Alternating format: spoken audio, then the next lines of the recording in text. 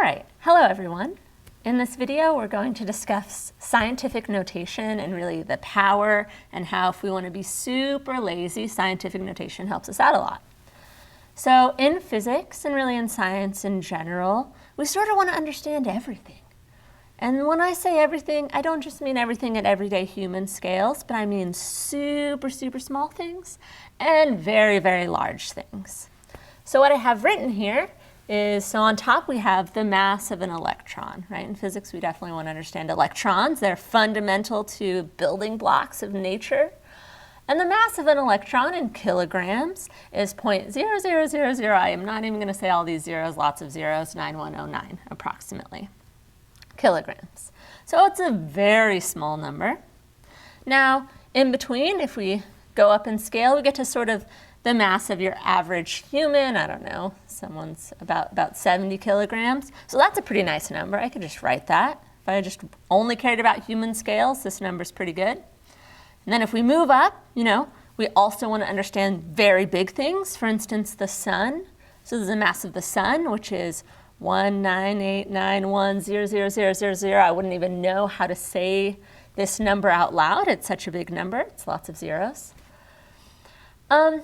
So it would not be very practical if we wanted to do calculations or really just even communicate information if we always wrote numbers in this way, right? Saying this aloud and saying zero that many times, you're going to totally fall asleep while I'm telling you. I'm going to fall asleep. And also it'd be really easy to miss a zero. I'm not actually even 100% sure this is the correct number of zeros up here. So scientific notation is a very powerful tool for representing very small or very large numbers. So for instance, the mass of an electron in scientific notation, I'll write right here, is actually approximately 9.109 times 10 to the negative 31 kilograms.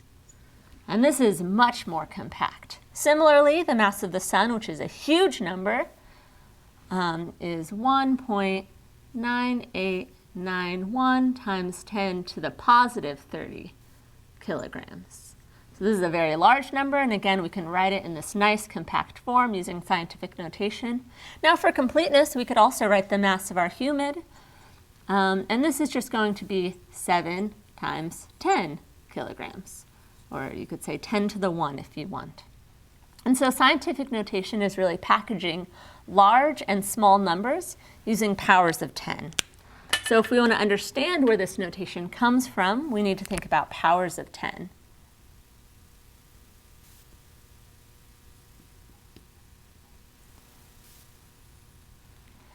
All right, so let's move. So powers of 10, so starting with, we could start with 10 to 0, why not? 10 to the 0 just gives us 1. 10 to the positive 1 gives us 10. 10 squared is really, this is 10 times 10, which is 100. 10 cubed is 10 times 10 times 10, which is 1,000, and etc. Now we also, if we want to think about small numbers, we need to think about negative powers of 10. So 10 to the minus 1 is 1 over 10, or 0.1. 10 to the minus 2 is 1 over 10 times 10, which is 0.01.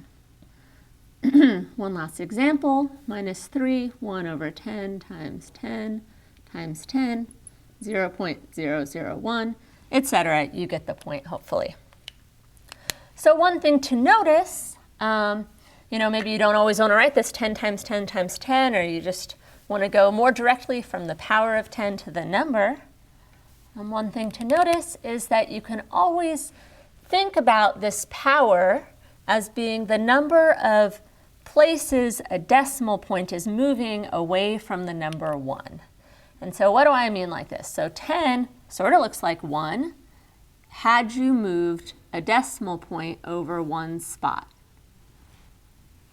10 to the power of 2, if you started with the number of 1, the number of 1 is 1 with a decimal point after it, and we move it 2 spots. And so that's 10 to the power of 2. 10 to the 3 would be, we start with the number 1, move it to the right 3 places, and then we end up with the number 1,000. So that's one really quick way to say, what is 10 to the 3? Oh, it's 1,000. And I know that because if I start with the number 1, imagine having a decimal point that I move 3 spaces, I end up with the number 1,000. So that's good for positive powers. What about these negative powers? Well, it's the same thing, but the negative tells you you should move your decimal in the opposite direction. So now we start with 1 and move it to the left instead of to the right. So 10 to the negative 1 is 0.1. So you imagine starting with the number 1, moving your decimal place. The same for 10 to the negative 2. Now you move it twice, 3 times, etc. So this is a really nice way to remember how to take powers of 10. Okay, so great. So we're sort of halfway there. This is a nice powers of 10, or a compact way of writing, well, powers of 10.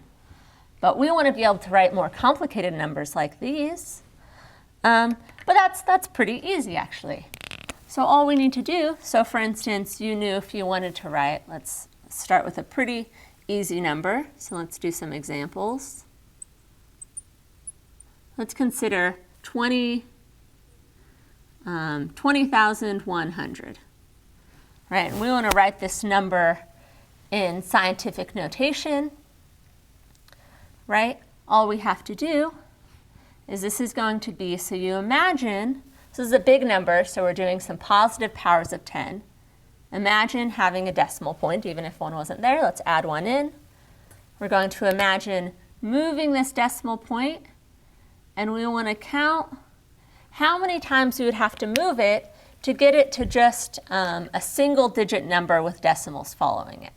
So we would end up with 2.01, and we want to include, if we don't want to lose any information, we want to include all of the digits that are non-zero in our final number. And then times 10, and what's our power of 10? Well, we moved this decimal 1, 2, 3, 4 times, so times 10 to the power of 4. And this would be the scientific notation representation of 20,100, which here it's slightly more compact, and it's about the same. But let's do some more examples, and maybe this time you should pause the video and try it yourself before I give you the answer. So maybe let's try another big number. So 36010000. So pause the video right now and try writing this in scientific notation.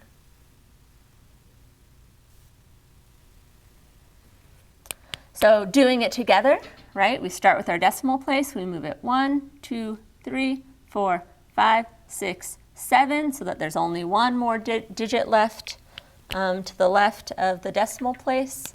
So this is equal to 3.601, and we want to include all of the non-zero digits in our final number so we don't lose any accuracy. Then we had moved it 7 places times 10 to the 7. All right, so these are good big numbers. Let's get some practice with small numbers. So what about 0.0007106? So what is this in scientific notation? So pause the video and try it on your own. So great. So what we end up with, let's do it together. So now we're moving the decimal point in the opposite direction. We're moving it to the right, which means we're going to end up with a negative power of 10.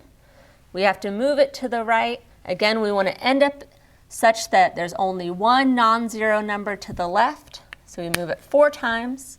So this is 7.106 times 10 to the negative 4, right? It's negative. And if you ever just sort of forget, like, oh, is right or left, or you just have to remember, okay, a positive power means a big number. So we want to end up with a big number. A negative power is a small number. So you don't really have to remember the right or left thing. Just small means negative, big means positive. So hopefully that helps you with remembering scientific notation. It really is this x here really is just, you're just multiplying a number by a power of 10. It's nothing more than that. So thanks.